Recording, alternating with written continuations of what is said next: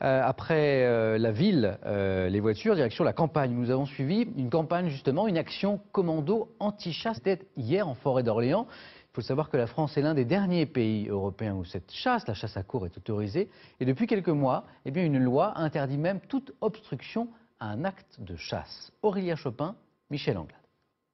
Messieurs, bonjour. L'équipage était sur le départ, mais l'arrivée des militants a rapidement gâché l'ambiance, où quand deux mondes se rencontrent.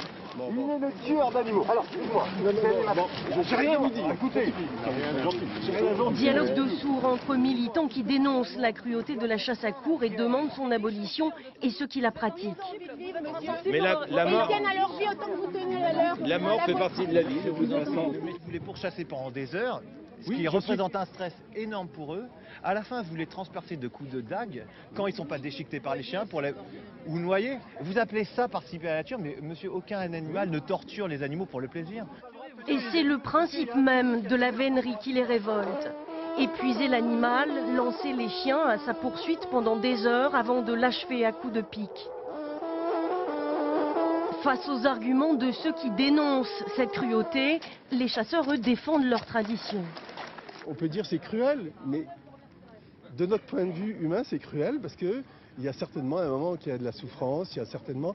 Mais c'est la vie, elle est comme ça. Il y a des traditions comme ça, la tauromachie. Mais la tradition, c'est pas un argument intéressant dans un débat éthique. Là, on vous demande si c'est bien ou mal ce que vous faites. De toute façon, on ne pourra jamais être d'accord. Donc, moi, je vous dis que j'aime bien la chasse, même la chasse à tir, j'aime bien ça. Vous allez me dire que je suis un tueur sanguinaire, bon, bah, c'est comme ça.